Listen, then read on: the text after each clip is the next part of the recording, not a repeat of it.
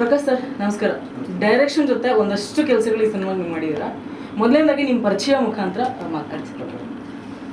ಎಲ್ರಿಗೂ ನಮಸ್ತೆ. ನನ್ನ ಹೆಸರು ಎಸ್ ಪ್ರಕಾಶ್ ರಾಜ್ ಅಂತ. ಈ ಸಿನಿಮಾದ ನಿರ್ದೇಶಕ ಮತ್ತು ಇದರಲ್ಲಿ ನಾಯಕನಾಗಿ ಪಾತ್ರ ಮಾಡಿದ್ದೀನಿ. ಇದು ನಮ್ಮ ಪ್ರೊಡ್ಯೂಸರ್ನ ಅಪೇಕ್ಷೆ ಮೇರೆಗೆ. ಮೇಡಮ್ ನಿಮ್ಮ ಪರಿಚಯ. ನಮಸ್ತೆ ಎಲ್ರಿಗೂ. ನನ್ನ ಹೆಸರು ಲಾವಣ್ಯ ಗಂಗಾಧರಯ್ಯ. ಉದಯ ಸೂರ್ಯ ಸಿನಿಮಾದಲ್ಲಿ ನಾನು ಸಂಗೀತ ಅನ್ನೋ ಒಂದು ಲೀಡ್ ಕ್ಯಾರೆಕ್ಟರ್ನ ಪ್ಲೇ ಮಾಡಿದ್ದೀನಿ. ಜೊತೆಗೆ ನಾನು ತುಂಬ ಸಿನಿಮಾಗಳಲ್ಲಿ ಆ್ಯಕ್ಟ್ ಕೂಡ ಮಾಡ್ತಾ ಇದ್ದೀನಿ, ಪ್ಲಸ್ ಮಾಡಲಿಂಗ್ ಕೂಡ ಮಾಡ್ತಾ ಇದ್ದೀನಿ. ನಮಸ್ತೆ ಎಲ್ರಿಗೂ. ನನ್ನ ಹೆಸರು ತನು ಪ್ರಸಾದ್ ಅಂತ. ನಾನು ಉದಯ ಸೂರ್ಯ ಮೂವಿನಲ್ಲಿ ವೈಷ್ಣವಿ ಅನ್ನೋ ಕ್ಯಾರೆಕ್ಟರ್ ಮಾಡಿದ್ದೀನಿ. ನಾನು ಈಗಾಗಲೇ ಆಲ್ರೆಡಿ 2 ಸಿನಿಮಾ ಮಾಡಿದ್ದೀನಿ, ಅದು ಕೂಡ ರಿಲೀಸಿಂಗ್ ರೆಡಿ ಇದೆ. ಆ್ಯಂಡ್ ಮುಂಚೆ ಸೀರಿಯಲ್ಸ್ ಕೂಡ ಮಾಡ್ತಾ ಇದ್ದೀನಿ. ನಮ್ಮ ಸಿನಿಮಾ ಬಂದ್ಬಿಟ್ಟು ಆ್ಯಕ್ಷನ್ ಥ್ರಿಲ್ಲರ್ ಸಿನಿಮಾ. ನಮ್ಮ ಸಿನಿಮಾ ಬಂದ್ಬಿಟ್ಟು ಎಲ್ಲ ಬಹುತೇಕ ಹೊಸಬರನ್ನ ಹಾಕೊಂಡು ನಾವು ಸಿನಿಮಾ ಮಾಡಿದ್ದೀನಿ. ಈ ಸಿನಿಮಾದಲ್ಲಿ ಜಾಸ್ತಿ ಲವ್ ಕಾನ್ಸೆಪ್ಟನ್ನ ತಂದಿದ್ದೀನಿ. ಈಗಿನ ಹುಡುಗ ಹುಡುಗಿ ಯಾವ ರೀತಿ ಲವ್ ಮಾಡ್ತಾರೆ ಅನ್ನೋದನ್ನ ನಾನು ತೋರಿಸಿದ್ದೀನಿ. ಎಲ್ಲ ರಿಯಲ್ ಇನ್ಸಿಡೆಂಟ್ ಏನು ನಡೆದಿದೆಯೋ ಅದನ್ನೇ ನನ್ನ ಸಿನಿಮಾ ರೀತಿ ಎಲ್ಲರಿಗೂ ತೋರಿಸ್ತಾ ಇದ್ದೀನಿ. ಅದೇಂಗೆ ಸರ್ ಲವ್ ಕಾನ್ಸೆಪ್ಟ್ ಮಾತ್ರ ತೋರಿಸಿದ್ದೀರಾ ನೀವು? ಬರೀ ಹುಡುಗಿರ್ನ ತಪ್ಪಾಗೆ ತೋರಿಸಿದ್ದೀರಾ? ಏನು ಹುಡುಗಿರ್ ಮಾತ್ರ ಮೋಸ ಮಾಡೋದು, ಹುಡುಗರು ಮಾಡಲ್ವಾ ಲವ್ವಲ್ಲಿ? ಆ ರೀತಿ ಅಲ್ಲ ಮೇಡಮ್, ನಾನು ತಪ್ಪಾಗಿ ತೋರಿಸಿಲ್ಲ ಮೇಡಮ್. ಈಗ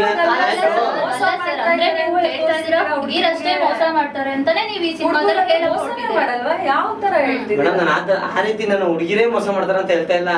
ಈ ಸಿನಿಮಾದಲ್ಲಿ ನಿಮ್ಮ ಆಯ್ತು ಮೇಡಮ್. ಈಗ ಎಷ್ಟೋ ಹೊರಗೆ ಎಕ್ಸಾಂಪಲ್ ಹೊರಗೆ ನೋಡೋದಾದ್ರೆ ನೀವು ಎಷ್ಟೋ ಹುಡುಗರಿಗೆ ಎಷ್ಟೋ ಮೋಸ ಮಾಡಿದ್ದಾರೆ. ಪಾಪ ಇವತ್ತು ಎಷ್ಟೋ ಹುಡುಗರು ಎಷ್ಟೋ ಹುಡುಗಿರುಗಳು ಇವತ್ತು ಕಾಲೇಜಿಗೆ ಹೋದ್ರೆ ವಾಚ್ಮ್ಯಾನ್ ಅಂತ ಒಬ್ಬಂತೆ, ಆಟೋ ಡ್ರೈವರ್ ಅಂತೆ, ಕಾಲೇಜ್ ಹುಡುಗರಂತೆ, ಆಮೇಲೆ ಅಪ್ಪ ಅಮ್ಮ ತೋರಿಸಿ, ಆಮೇಲೆ ಅಪ್ಪ ಅಮ್ಮ ತೋರಿಸಿದ ಹುಡುಗರು ಮದುವೆ ಆಗ್ಬಿಟ್ಟು ಮತ್ತೆ ಅಲ್ಲೂ ಮದುವೆ ಆದ್ಮೇಲೆ ಮತ್ತೆ ಅಕ್ರಮ ಸಂಬಂಧಗಳಂತೆ. ಇವತ್ತು ಡೈವರ್ಸ್ ಕೇಸ್ಗಳು ಎಷ್ಟೋ ಹೋಗಲ್ವಾ? ಟೀಚರ್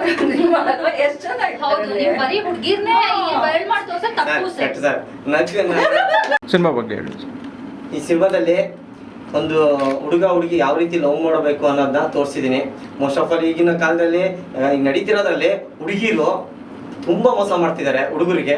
ಅದರಿಂದ ಹುಡುಗರು ತುಂಬಾ ಡಿಪ್ರೆಷನ್ಗೆ ಹೋಗೋದು, ಸೂಸೈಡ್ ಮಾಡ್ಕೊಳ್ಳೋದು, ಈ ತರ ಲೋಕಲ್ ಲ್ಯಾಂಗ್ವೇಜ್ ಅಂದ್ರೆ ದೇವದಾಸ ಆಗೋದು, ಈ ತರ ಎಲ್ಲ ಕೆಟ್ಟ ಚಟಗಳು ಬಿದ್ದು ತಮ್ಮ ಜೀವನವನ್ನೇ ಹಾಳು ಮಾಡ್ಕೊಂತ ಇದಾರೆ.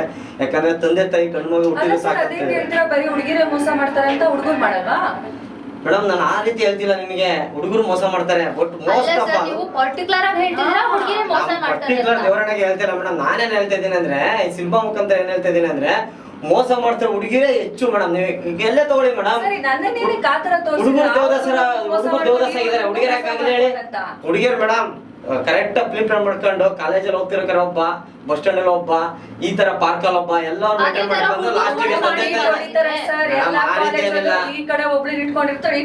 ಇಲ್ಲ ಮೇಡಮ್. ಈ ಸಿನಿಮಾದಲ್ಲಿ ಈಗ ನೀವು ಮಾಡಿದೀರಾ ಸಿನಿಮಾದಲ್ಲಿ, ಮತ್ತೆ ಕತೆ ಮತ್ತೆ ನೀವಾಗ ಒಪ್ಕೊಂಡ್ಬರ್ತಿತ್ತಲ್ಲ, ಯಾಕೆ ಆತರ ನಾವೆಲ್ಲ ಮಾಡಕ್ ಹೋಗಲ್ಲ ಮೇಡಮ್. ಕರೆಕ್ಟ್ ಆಗಿ ನೋಡಿ ಸಿನಿಮಾದಲ್ಲಿ ನೆಗೆಟಿವ್ ಆಗಿ ತೋರಿಸಿದೆ ಅಂದ್ರೆ ನಡೆದಿರೋ ತೋರಿಸಿದೀನಿ. ನಾನು ಹೇಳ್ತಿರೋದು ಈಗ 100% ಮೇಡಮ್. ನೀವ್ ಈ ರೀತಿ ಮಾಡಿದ್ರೆ ಸಿನಿಮಾದಲ್ಲಿ ಮತ್ತೆ ಯಾಕೆ ಅವತ್ತ ನೀವು ನನಗೆ ವಾಪಸ್ ಮಾಡಿ ನೀವು ಹೊರಗೆ ಹೋಗೋದಿತ್ತಲ್ಲ, ಇವತ್ತಾಕೆ ಮೀಡಿಯಂ ಇಂದ ಕುತ್ಕೊಂಡು ಈ ತರ ಮೇಡಮ್? ಅವತ್ತೇ ಹೇಳಿದ್ರೆ ನೀವು ಆಕ್ಟಿಂಗ್ ಮಾಡಕ್ಕೆ ನಿಮ್ಗೆ ಗೊತ್ತಿರಲ್ವಾ ನಾನು ಈ ತರ ಕ್ಯಾರೆಕ್ಟರ್ ಮಾಡ್ತೇನೆ, ನಾನು ಮಾಡಬಾರ್ದು ಅಂತ.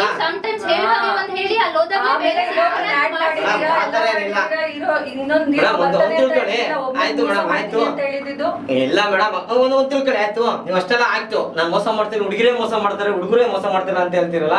ಒಂದು ಉದಾಹರಣೆ ಕೊಟ್ಬಿಡಿ. ಹುಡುಗಿರು ಮೋಸ ಮಾಡಿ ಎಲ್ಲ ಲೈಫ್ ಹಾಳು ಮಾಡ್ಕೊಂಡಿರೋದು, ಸೂಸೈಡ್ ಮಾಡ್ಕೊಂಡಿರೋದು, ಬೀದಿ ಅಡ್ಡಾಡಿರೋದು ಕಮ್ಮಿ ಮೇಡಮ್, ಕಮ್ಮಿ. ನೋಡಿ,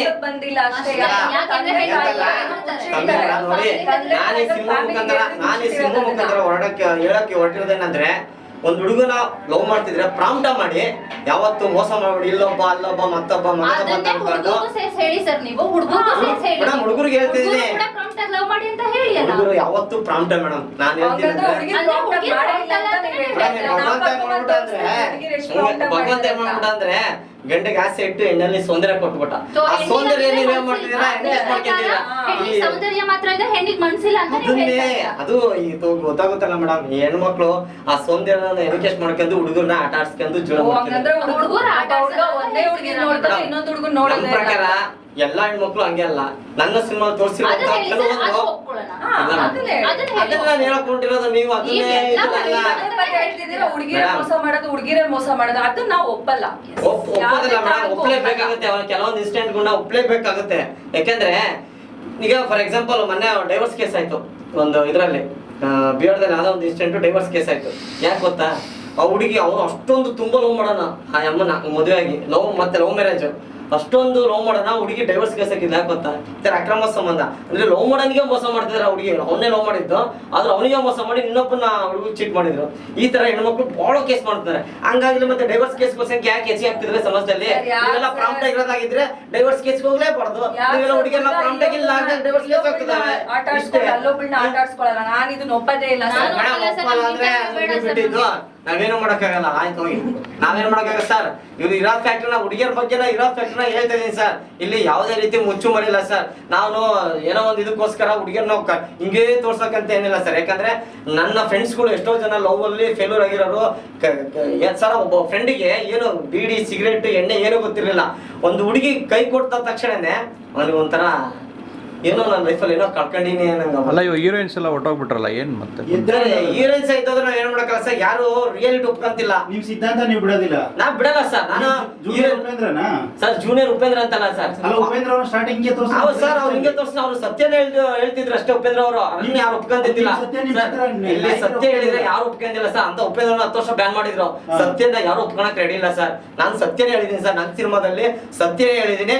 ನೀವು ಸಿನಿಮಾ ಹೀರೋಯಿನ್ಗಳು ಹೋದ್ರೂ ಪರವಾಗಿಲ್ಲ, ನಾನು ಸಿನಿಮಾ ರಿಲೀಸ್ ಮಾಡ್ತೀನಿ. ಹೆಣ್ಣು ಮಕ್ಳ ಬಗ್ಗೆ ನಾನೇ ಕೆಟ್ಟದಾಗ ತೋರಿಸಿಲ್ಲ. ಇರೋದನ್ನ ಎಲಿಮೆಂಟ್ಸ್ ಹೆಣ್ಣು ಪ್ರತಿಯೊಬ್ಬ ಹುಡುಗರು ಮೋಸ ಮಾಡ್ತಿದ್ದಾರೆ. ಎಲ್ಲೋ ಒಬ್ಬೊಬ್ರು ಅಷ್ಟೇ ಪ್ರಾಂಪ್ಟ್ ಲವ್ ಮಾಡ್ತೀನಿ ಮದುವೆ ಆಗ್ತಿರೋದು. ಇವತ್ತು ಎಲ್ಲಾ ಹುಡುಗರಿಗೆ ಮೋಸ ಮಾಡ್ತಾರೆ ಹುಡುಗಿರೇ ಜಾಸ್ತಿ. ನಾನು ಹೀರೋಯಿನ್ಗಳ ಬಗ್ಗೆ ಹೋದ ನಾನು ತಲೆ ಕೆಡಿಸ್ಕೊಳ್ಳಲ್ಲ. ನನ್ನ ಸಿನಿಮಾ ರಿಲೀಸ್ ಮಾಡ್ತೀನಿ ಸರ್. ಇದೇ 15ನೇ ತಾರೀಕು ನಿಮ್ ಸಿನಿಮಾ ರಿಲೀಸ್ ಆಗ್ತಾ ಇದೆ. ಪಕ್ಕ 15ನೇ ತಾರೀಕು ಸಿನಿಮಾ ರಿಲೀಸ್ ಆಗ್ತಿದೆ ಸರ್. ಅದ್ರ ಬಗ್ಗೆ ಡೌಟೇ ಇಲ್ಲ ಸರ್. ಸರ್ ಬಿಡಿ ಸರ್, ಹೋಗ್ಲಿ ಬಿಡಿ ಸರ್. ಇಷ್ಟೊತ್ತು ಮಾಡಿದ್ ನಾವು ತಮಾಷೆ ಸರ್. ಇವಾಗ ಸಮಾಜದಲ್ಲಿ ಏನಾಗ್ತಿದೆ ನಮ್ಗೆ ಎಲ್ಲಾರ್ಗು ಗೊತ್ತಿರುತ್ತೆ. ಏನಿರುತ್ತೆ ಅನ್ನೋದು ನಿಜವಾದ ಏನ್ ನಡೀತಿದೆ ಗೊತ್ತಿರುತ್ತೆ. ಇವಾಗ ನಾವು ಸಿನಿಮಾ ಬಗ್ಗೆ ಅಷ್ಟೇ ಮಾತಾಡೋದು. ಅಷ್ಟೇ ಮಾತಾಡೋಣ. ಇದು ಮಾತಾಡಿ ಮೇಡಮ್, ಸತ್ಯ ಏನಿದೆ ಅದೇ ಸತ್ಯ ಸರ್. ಹುಡುಗರು ಮಾಡ್ತಾರೆ, ಹುಡುಗಿರು ಮೋಸ ಮಾಡ್ತಾರೆ, ಇಬ್ರು ಈಕ್ವಲ್ ಆಗಿ ಮಾಡ್ತಾರೆ, ಅಷ್ಟೇ ಸತ್ಯ ಸರ್. ಇವಾಗ ಏನ್ ಸರ್ ಮತ್ತೆ ಜಗಳ ಮಾಡ್ತಾರೆ ಮಾಡೋಣ, ಇಲ್ಲ ಇಂಟರ್ವ್ಯೂ ಮುಗಿಸೋಣ ಸರ್? ಇಂಟರ್ವ್ಯೂ ಮುಗಿಸೋಣ. ನಮ್ಮ ಸಿನಿಮಾ ಬಗ್ಗೆ ಹೇಳಿ, ಡೇಟ್ ಹೇಳಿ, ಯಾವ ರಿಲೀಸ್ ಅಂತ ನೀವೇ ಹೇಳ್ಬಿಡಿ. ಪಾತ್ರದ ಬಗ್ಗೆ ಸ್ವಲ್ಪ ಹೇಳ್ಬಿಡಿ ಹಾಗೆ. ಓಕೆ, ಆಕ್ಚುಲಿ ಈ ಸಿನಿಮಾದಲ್ಲಿ ನನ್ನ ಒಂದು ಕ್ಯಾರೆಕ್ಟರ್ ಬಂದು ಒಂದು ದ್ವೇಷನ ಸಾಧಿಸುವಂತ ಕ್ಯಾರೆಕ್ಟರು. ನನ್ನ ತಂದೆ ಮೇಲೆ ನನಗೆ ತುಂಬಾ ಪ್ರೀತಿ ಇರುತ್ತೆ. ಸೊ ಅವ್ರದ್ದು ಅನಿವಾರ್ಯವಾಗಿ ಒಂದು ಸಾವಾಗುತ್ತೆ ಒಂದು ಹಳ್ಳಿನಲ್ಲಿ. ಆ ಹಳ್ಳಿಗೆ ನಾನು ಸಿಟಿಯಿಂದ ಹೋಗಿ ನನ್ನ ತಂದೆ ಸಾವಿಗೆ ಕಾರಣ ಏನು ಅಂತ ಹುಡ್ಕೋ ಅಂತ ಕ್ಯಾರೆಕ್ಟರ್ ನಂದು. ತುಂಬಾ ಚೆನ್ನಾಗಿ ಸಿನಿಮಾ ಬಂದಿದೆ. ಆಕ್ಚುಲಿ ಹೇಳ್ಬೇಕಂದ್ರೆ ನಮ್ಮ ಡೈರೆಕ್ಟರ್ ಸರ್ ನನ್ನನ್ನು ತುಂಬಾ ಚೆನ್ನಾಗಿ ತೋರಿಸಿದ್ದಾರೆ ಸಿನಿಮಾದಲ್ಲಿ. Thank you so much sir ನಿಮಗೆ. ಇದೇ ತಿಂಗಳು ಅಂದ್ರೆ May 16th ನಮ್ಮ ಉದಯ ಸೂರ್ಯ ಸಿನಿಮಾ ಎಲ್ಲಾ ಕಡೆ ರಿಲೀಸ್ ಆಗ್ತಿದೆ, ರಾಜ್ಯದಾದ್ಯಂತ ರಿಲೀಸ್ ಆಗ್ತಿದೆ. ದಯವಿಟ್ಟು ಎಲ್ಲರೂ ನಿಮ್ಮ ಹತ್ತಿರದ ಥಿಯೇಟರ್ಸ್ಗೆ ಬಂದು ಸಿನಿಮಾನ ನೋಡಿ ಸಪೋರ್ಟ್ ಮಾಡಿ. Thank you. ನನ್ನ ತನು ಪ್ರಸಾದ್ ಅಂತ ಆಗ್ಲೇ ನಾನು ಪರಿಚಯ ಮಾಡ್ಕೊಂಡಿದ್ದೀನಿ. ಸೊ ಈ ಉದಯ ಸೂರ್ಯ ಮೂವಿಲಿ ನನ್ನ ಕ್ಯಾರೆಕ್ಟರ್ ಏನಂದ್ರೆ ಒಂದು ಹಳ್ಳಿ ಹುಡುಗಿ, ಸಾಧಾರಣ ಹಳ್ಳಿ ಹುಡುಗಿ ಚೆಲ್ಲಾಗಿ ಆಟ ಆಡ್ಕೊಂಡಿರ್ತಾಳೆ. ಅದೇ ನಿಯತ್ತಾಗಿ ಪ್ರೀತಿಸೋ ಹುಡುಗನ್ನ ಹೇಗೆ ಮೋಸ ಮಾಡ್ತಾಳೆ, ಯಾವ ಕಾರಣಕ್ಕೆ ಮಾಡ್ತಾಳೆ ಅನ್ನೋದನ್ನ ನೀವು ಮೂವಿಗೆ ಬಂದು ನೋಡ್ಬೇಕಾಗುತ್ತೆ. May 16th ರಿಲೀಸ್ ಆಗ್ತಾ ಇದೆ ಎಲ್ಲ ಕಡೆ. ದಯವಿಟ್ಟು ಬಂದು ನೋಡಿ, ಹೊಸ ಟ್ಯಾಲೆಂಟ್ಗೆ ಪ್ರಮೋಟ್ ಮಾಡಿ, ಸಪೋರ್ಟ್ ಮಾಡಿ. Thank you. ಪ್ರಕಾಶ್ ಸರ್, ಈಗ ಉದಯ ಸೂರ್ಯ ಟೈಟಲ್ ಯಾಕೆ ಸಿನಿಮಾದಲ್ಲಿ ಏನು ಹೇಳಕೊಟ್ಟಿದ್ದೀರಾ ಅಂತ? ಆ್ಯಕ್ಚುಲಿ ಮೇಡಮ್, ಉದಯ ಸೂರ್ಯ ಅಂದರೆ ಒಂದೊಬ್ಬರು ಫ್ರೆಂಡ್ ಇರ್ತಾರೆ ಮೇಡಮ್. ಒಂದು ಫ್ರೆಂಡ್ಶಿಪ್ ಬಾಂಡಿಂಗ್ ಮೇಲೆ ಸಿನಿಮಾ ಹೋಗುತ್ತೆ. ಆ ಊರಲ್ಲಿ ಇದ್ದಂಥ ಇಬ್ಬರು ಗೆಳೆಯರು ಲವ್ ಮಾಡ್ತಾರೆ. ಈಗ ಪ್ರತಿಯೊಬ್ಬ ಹುಡುಗರು ಲವ್ ಮಾಡ್ತಾನೆ, ಹಾಗೆ ಲವ್ ಮಾಡ್ತಾರೆ. ಬಟ್ ಇಬ್ಬರು ಗೆಳೆಯರ ಲವ್ ಫೇಲ್ಯೂರ್ ಆಗುತ್ತೆ. ಹೀಗೆ ಸಿನಿಮಾದಲ್ಲಿ friendship bonding with love failure ಅನ್ನೋದು ಸಿನಿಮಾನ ಒಂದು ತೋರಿಸಿದ್ದೀನಿ, ಕಥೆನ ತೋರಿಸಿದ್ದೀನಿ. ಹಾಗಾಗಿ ಇಬ್ಬರು ಫ್ರೆಂಡ್ಶಿಪ್ ಇರೋ ಬಾಂಡಿಂಗಿಗೆ ಹೆಸರು ಕೊಟ್ಟೆ ಉದಯ ಸೂರ್ಯ ಅಂತ. ಓಕೆ, ಕೆಳಗೆ ಸಬ್ ಟೈಟಲ್ ಏನು ಸರ್? ಮೇಡಮ್ ಸಪ್ರೇಟ್ಲು ಸುಮ್ಮನಿದ್ರೆ ಮೋನು ರೈಸ್ ಆದ್ರೆ ಸಣ್ಣ. ಉದಯ ಯಾವಾಗಲೂ ಸೈಲೆಂಟ್ ಆಗಿರ್ತಾನೆ ಮೇಡಮ್, ಸೂರ್ಯ ಯಾವಾಗಲೂ ರೈಸ್ ಆಗ್ತಿರ್ತಾನೆ. ಅದಕ್ಕೆ ನಾನು ಸಪ್ರೇಟ್ಲು ಕೊಟ್ಟಿದ್ದೆ, ಸುಮ್ಮನಿದ್ರೆ ಮೋನು ರೈಸ್ ಆದ್ರೆ ಸಣ್ಣ ಅಂತ. ನೀವು ಹೇಳಿದ್ರೆ ಅರ್ಥ ಆಗುತ್ತೆ, ಅದರ ಬೇರೆ ತರ ಅರ್ಥ ಬರ್ತಾ ಇದೆಯಲ್ಲ. ಯಾವ ರೀತಿ ಸರ್? ಸುಮ್ಮನಿದ್ರೆ ಮೂನು, ರೈಸ್ ಆದ್ರೆ ಸಣ್ಣ sir. Udaya equal to moon, Surya equal to Surya. ಹಾಗಾಗಿ ಉದಯ ಯಾವಾಗಲೂ ಸೈಲೆಂಟ್ ಇರ್ತಾನೆ, ಸುಮ್ಮನಿದ್ರೆ ಮೂನು ಸುಮ್ಮನೆ ಇರ್ತಾನೆ ಅವನು ಯಾವಾಗಲೂ ಸೈಲೆಂಟು. ಈಗ ಚಂದ್ರನ ಯಾವತ್ತೂ ನಾವು ಸೈಲೆಂಟ್ ಇದಕ್ಕೆ ಹೋಲಿಸ್ತೀವಿ. ಸೂರ್ಯ ಅಂದ್ರೆ ಯಾವಾಗಲೂ ರೈಸ್ ಒಂಥರ ಬಿಸಿಲು, ಯಾವಾಗಲೂ ರೈಸ್ ಆಗಿರ್ತಾರೆ. ಹಾಗಾಗಿ ರೈಸ್ ಆದ್ರೆ ಸಣ್ಣ ಈ ತರ ನೀವು ಇರ್ತಾರೆ. ನಾವು ಲವ್ ಮಾಡ್ಬೇಕಾದ್ರೆ ಒಬ್ಬ ಹುಡುಗ ಒಂದು ಹುಡುಗಿ ಲವ್ ಮಾಡ್ಬೇಕಾದ್ರೆ ಯಾವ ರೀತಿ ಮಾಡಬೇಕು, ನಾವು ಲವ್ ಮಾಡ್ಬೇಕೋ ಬೇಡವೋ, ನಾವು ಸಮಾಜದಲ್ಲಿ ಹೆಂಗಿರ್ಬೇಕು ಅನ್ನೋದನ್ನ ನಾನು ಓಪನ್ ಆಗಿ ತೋರಿಸ್ತಾ ಇದೀನಿ ಕತೆ ಮುಖಾಂತರ. ಪ್ರಕಾಶ್ ಜಿ ಬರೀ ಲವ್ ಮಾತ್ರ ಇರುತ್ತಾ ಅಥವಾ ಜಾತಿ ವ್ಯವಸ್ಥೆ ಬಗ್ಗೆ ಏನಾದ್ರು ಮೇಡಮ್ ಜಾತಿ ವ್ಯವಸ್ಥೆ ಬಗ್ಗೆ ಇರುತ್ತೆ, ಅಂದ್ರೆ ಜಾಸ್ತಿ ತೋರಿಸಿಲ್ಲ ಜಾತಿ ವ್ಯವಸ್ಥೆ ಬಗ್ಗೆ. ಒಂದು ಸೀನಲ್ಲಿ ಜಾತಿ ವ್ಯವಸ್ಥೆ ಬಗ್ಗೆ ತೋರಿಸಿದ್ದೀನಿ. ಲವ್ ಇರುತ್ತೆ, ಮತ್ತೆ ಸಸ್ಪೆನ್ಸ್ ಥ್ರಿಲ್ಲರ್ ಇರುತ್ತೆ ಈ ಸಿನಿಮಾದಲ್ಲಿ. ಮತ್ತೆ ಒಂದು ತಾಯಿ ಮತ್ತೆ ಮಗಳದು ಸೆಂಟಿಮೆಂಟ್ ಇರುತ್ತೆ. ಈ ಥರ ಎಲ್ಲ ಎಲಿಮೆಂಟ್ಸ್ ಹಾಕೊಂಡು ಒಂದು ಸಬ್ಜೆಕ್ಟ್ ಮಾಡಿ ರೆಡಿ ಮಾಡಿದೀವಿ ಮೇಡಮ್. ಸೂರ್ಯ ಸಾಂಸಾರಿಕ ಸಿನಿಮಾ ಥರ ಇರುತ್ತಾ ಅಥವಾ ಹೇಗೆ? ಸಾಂಸಾರಿಕ ಸರ್, ಎಲ್ಲ ಫ್ಯಾಮಿಲಿ ಎಂಟರ್ಟೈನ್ಮೆಂಟ್, ಫ್ಯಾಮಿಲಿ ಜನ ಬಂದು ಕುತ್ಕೊಂಡು ನೋಡುವಂಥ ಸಿನಿಮಾ ಸರ್. ಇಲ್ಲಿ ಕಾಮಿಡಿ ಇದೆ. ಈ ಥರ ಯಾವ ಥರ ಅಂದರೆ ನಿಮಗೆ ಕಾಮಿಡಿ ಸುಮ್ಮನೆ ಕುತ್ಕೊಂಡು ಇರ್ತೀರ, ಲೋಕಲ್ ಹುಡುಗರೇನೋ ಮಾತಾಡ್ತಾರೆ, ನ್ಯಾಚುರಲ್ ಕಾಮಿಡಿ ಸರ್. ಇಲ್ಲೇನು ಕಾಲ್ಪನಿಕವಾಗಿ ಏನೋ ಒಂದು ಕಾಮಿಡಿ ಮಾಡಬೇಕು ನಗಬೇಕು ಅಂತ ಏನಿಲ್ಲ, ನ್ಯಾಚುರಲ್ ಕಾಮಿಡಿ. ಎಲ್ಲ ಕಾಮಿಡಿ ಸೀನ್ಗಳಿದೆ. ಫ್ಯಾಮಿಲಿ ಬಂದು ಥಿಯೇಟ್ರಿಗೆ ಆರಾಮಾಗಿ ಸಿನಿಮಾ ನೋಡ್ಬೋದು ಸರ್. ಸರಿ, ಅವರಿಬ್ಬರನ್ನ ಹೇಳೋ ಥರ ಪ್ರಯತ್ನ ಯಾಕೆ? ಪ್ರಮೋಷನ್ ಗಿಮಿಕಾ ಅಥವಾ ನಿಜವಾಗ್ಲೂ ಅವ್ರ ಮೇಲೆ ಅಭಿಮಾನ? ಇಲ್ಲ ಮೇಡಮ್, ಪ್ರಮೋಷನ್ ಗಿಮಿಕ್ ಅಲ್ಲ. ಆ್ಯಕ್ಚುಲಿ ಹೇಳ್ಬೇಕಂದ್ರೆ ಕನ್ನಡ ಇಂಡಸ್ಟ್ರಿಗೆ ದರ್ಶನ್ ಸರ್ ಅವರು ಬೇಕೇ ಬೇಕು. ಯಾಕಂದರೆ ನನಗೇನಾದ್ರು ದರ್ಶನ್ ಸರ್ ಬಗ್ಗೆ ಏನಾರು ಹೇಳ್ತಿದ್ರೆ ಸುಮ್ಮನೆ ಪ್ರಮೋಷನ್ಗೆ ಅವ್ರ ಹೆಸರು ಹೇಳ್ಕೊಂಡು ಬಕೆಟ್ ಹಿಡ್ಕೊಂಡು ಹಾಗೆ ಹೇಗೆ ಅಂತೆಲ್ಲ ಕಮೆಂಟ್ ಹಾಕೋದು ಬೈಯೋದು ಮಾಡ್ತಾರೆ. ಆದ್ರೆ ಒಂದು ಸತ್ಯ ಹೇಳ್ಬೇಕಂದ್ರೆ ಕನ್ನಡ ಇಂಡಸ್ಟ್ರಿಗೆ ದರ್ಶನ್ ಸರ್ ಬೇಕೇ ಬೇಕು. ಏಕೆ ಲಾಸ್ಟ್ ಒಂದು ಕಾಟೇರ ಸಿನಿಮಾದಲ್ಲಿ ಅದಕ್ಕೆ ಬಿಫೋರ್ ತೊಗೊಂಡ್ರೆ ಎಲ್ಲ ಒಂದು ಮೆಸೇಜ್ ಕೊಡೋಂಥ ಸಿನಿಮಾ. ಒಬ್ಬ ಸ್ಟಾರ್ ನಟ ಹೇಗೆ ಬೇಕಾದ್ರೂ ಸಿನಿಮಾ ಮಾಡ್ಬೋದು, ಪ್ಯಾನ್ ಇಂಡಿಯಾ ಸಿನಿಮಾ ಮಾಡ್ಬೋದು. ಆದರೆ ದರ್ಶನ್ ಸರ್ ಒಬ್ಬರೇ ನಾನು ಕನ್ನಡ ಸಿನಿಮಾ ಅಷ್ಟೇ ಮಾಡೋದು, ನಾನು ಬೇರೆ ಲ್ಯಾಂಗ್ವೇಜ್ಗೆ ಹೋಗಲ್ಲ ಅಂತ ಓಪನ್ ಸ್ಟೇಟ್ಮೆಂಟ್ ಕೊಡೋಕ್ಕೆ ತಾಕತ್ತಿರೋದಂದ್ರೆ ದರ್ಶನ್ ಸರ್ ಒಬ್ಬರಿಗೆ. ಮತ್ತು ಅಷ್ಟೇ ಅಲ್ಲದೆ ಎಷ್ಟೋ ಜನ ಕನ್ನಡ ಹಳೆ ನಟರುಗಳು ಎಲ್ಲೋ ಇದ್ರು, ಅವ್ರನ್ನ ಕರ್ಕೊಂಬಂದು ಒಂದೊಂದು ಚಾನ್ಸ್ ಒಂದೊಂದು ಫೇಸ್ ಕೊಟ್ಟರು ಸಾಕು ದರ್ಶನ್ ಸಿನಿಮಾದಲ್ಲಿ. ಅವ್ರು ನೆಕ್ಸ್ಟ್ ಸಿನಿಮಾಗೆ ಎಲ್ಲೋ ಒಂದು ಲೈಫ್ ಸಿಗುತ್ತೆ ಅವರಿಗೆ. ಹಾಗಾಗಿ ದರ್ಶನ್ ಸರ್ ಹುಡುಗರಿಗೆಲ್ಲ ಚಾನ್ಸ್ ಕೊಟ್ಟಿದ್ದಾರೆ. ಮತ್ತು ಅವ್ರ ಸಬ್ಜೆಕ್ಟ್ ಕೂಡ ಹಂಗೆ ಇರುತ್ತೆ, ಮೆಸೇಜ್ ಕೊಡೋಂಥ ಸಬ್ಜೆಕ್ಟು. ನಾನು ಈ ದರ್ಶನ್ ಸರ್ ಬಕೆಟ್ ಹಿಡ್ಕೊಂಡು ಅವ್ರ ಹೆಸರು ಹೇಳ್ಬಿಟ್ರೆ ಹಿಂಗೆ ಆಗುತ್ತೆ ಅಂತ ನಮ್ಮ ತಾಯಿನಾಗ ನಮ್ಮ ಅಮ್ಮನಾಗ ನಾನು ಹೇಳ್ತಾ ಇಲ್ಲ. ಕನ್ನಡ ಇಂಡಸ್ಟ್ರಿಗೆ ದರ್ಶನ್ ಸರ್ ಅಂತ ಆಕ್ಟರ್ ಬೇಕೇ ಬೇಕು. ಅವ್ರಿದ್ರೇ ಕನ್ನಡ ಇಂಡಸ್ಟ್ರಿ. ಯಾಕೆಂದರೆ ಅವ್ರು ಕನ್ನಡ ಬಿಟ್ಟು ಬೇರೆ ಎಲ್ಲೂ ಹೋಗಲ್ಲ. ಬೇರೆ ಸ್ಟಾರ್ಗಳು ಎಷ್ಟೋ ಜನ ನಾನು ಕೇಳ್ಪಟ್ಟಿದ್ದೀನಿ, ನಾನು ಬೇರೆ ಸ್ಟಾರ್ಗಳ ಬಗ್ಗೆ ಕೆಟ್ಟದಾಗಿ ಮಾತಾಡ್ತಿಲ್ಲ, ಆದರೆ ಬೇರೆ ಸ್ಟಾರ್ಗಳು ಕನ್ನಡದವ್ರಿಗೆ ಕೆಲಸ ಕೊಟ್ಟು ಟೆಕ್ನಿಷಿಯನಿಂದ ಹಿಡಿದು ಆರ್ಟಿಸ್ಟಿಂದ ಹಿಡಿದು ಕನ್ನಡದವ್ರಿಗೆ ಮೊದಲು ಆದ್ಯತೆ ಕೊಟ್ಟರೆ ನಾವು ಹುಟ್ಟಿರೋ ಕನ್ನಡ ನೆಲಕ್ಕೆ ನಮ್ಮ ತಾಣೆಗೂ ಅವ್ರಿಗೂ ಕೃತಜ್ಞತೆ ಸಲ್ಲಿಸಂಗಾಗುತ್ತೆ.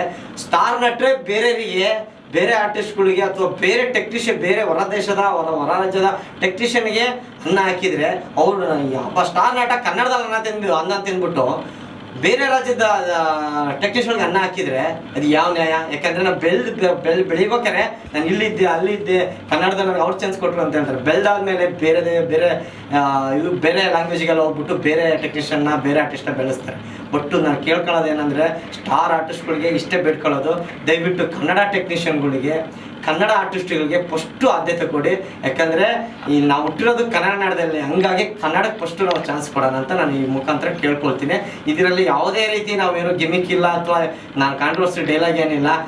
ಮತ್ತು ಆ ಸ್ಟಾರ್ ನಟರು ಈ ಸ್ಟಾರ್ ನಟರು ಕಮೆಂಟಾಗಿ ಬೈಯೋದು ಅವಶ್ಯಕತೆ ಇಲ್ಲ. ಯಾಕಂದ್ರೆ ನಮ್ಮನ್ನೆಲ್ಲ ಬೈಯಲ್ಲ ಬಿಟ್ಟು ನಾವೆಲ್ಲ ರೀಚ್ ಆಗಲ್ಲ. ದಯವಿಟ್ಟು ದರ್ಶನ್ ಸರ್ ಕಾಣಿಷ್ಟು ಬೇಕು ಮೇಡಮ್. ಎಷ್ಟು ಜನ ಏನಿದ್ದಾರೆ ಮೇನು ಇವರೇ, ಮಿಕ್ಕಿದ್ದರೆಲ್ಲ ಹಾಗೆ ಒಂದು 2-3 ಸಿನಿಮಾ ಬಂದು ಹೋಗ್ತಾರೆ. ರಿಲೀಸ್ ಆಗಿರೋ 2 ಸಾಂಗು ಚೆನ್ನಾಗಿ ರೀಚ್ ಆಗ್ತಿದೆ. ಒಂದು ನಿಂಗಿ ಸಾಂಗಲ್ಲಿ ಇಬ್ಬರಲ್ಲಿ ಯಾರು ಇಲ್ಲ. Okay, thank you. ಹಾಗೆ ನಾನು ಮಾಡಿರೋ ಅಷ್ಟು ಪಾತ್ರ ಸೀರಿಯಲಲ್ಲಿ ಕೂಡ ಮಾಡಿದ್ದೀನಿ, ಸಿನಿಮಾದಲ್ಲೂ ಮಾಡಿದ್ದೆ. ಬಟ್ ಈ ಒಂದು ಪಾತ್ರ ನನಗೆ ಸ್ವಲ್ಪ ಡಿಫ್ರೆಂಟ್ ಅನಿಸ್ತು. ಅಂದರೆ ಸ್ವಲ್ಪ ನೆಗೆಟಿವ್ ಶೇಡಲ್ಲಿ ನಾನು ಕಾಣಿಸ್ಕೊಂಡಿದ್ದೀನಿ. ಸ್ಟಾರ್ಟಿಂಗ್ ಫುಲ್ಲು ಸಿನಿಮಾ ನೋಡೋವರೆಗೂ ನೆಗೆಟಿವ್ ಅನ್ಸಲ್ಲ, ಬಟ್ ಲಾಸ್ಟಲ್ಲಿ ಮಾತ್ರ ರಿವೀಲ್ ಆಗುತ್ತೆ ನಾನು ನೆಗೆಟಿವ್ ಕ್ಯಾರೆಕ್ಟರ್ ಮಾಡಿದ್ದೀನಿ ಅಂತ. ಸೊ ಒಂಥರ ಕಂಪೇರ್ ಮಾಡಿದಾಗ ಹಿಂದಿನ ಸಿನಿಮಾಗೆ ಅಥವಾ ನನ್ನ ಕ್ಯಾರೆಕ್ಟರ್ಸ್ಗೆ ಸೊ ಇದು ಸ್ವಲ್ಪ ಡಿಫ್ರೆಂಟ್ ಅನಿಸ್ತು. ಹಾಗಾಗಿ ಈ ಕ್ಯಾರೆಕ್ಟರ್ನ ಚೂಸ್ ಮಾಡಿದೆ. ತುಂಬ ಚೆನ್ನಾಗಿ ಬಂದಿದೆ.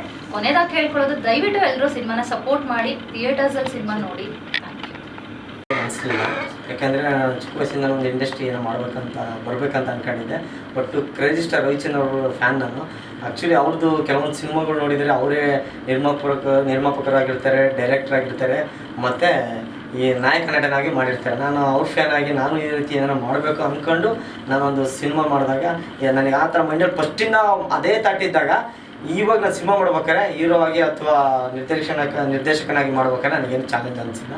ದಯವಿಟ್ಟು ಸಿನಿಮಾನ ಈಗಿನ ಏನು ಪ್ರೆಸೆಂಟ್ ನಡೀತಿರುವಂತಹ ಒಂದು ಘಟನೆಗಳಿಗೆ ಆಧಾರಿತ ಸಿನಿಮಾನ ಮಾಡಿದ್ದೀವಿ. ದಯವಿಟ್ಟು ಎಲ್ಲರೂ ಥಿಯೇಟ್ರಿಗೆ ಬಂದು ಸಿನಿಮಾ ನೋಡಿ. ಮೇ 16ಕ್ಕೆ ಸಿನಿಮಾ ರಿಲೀಸ್ ಆಗ್ತಿದೆ.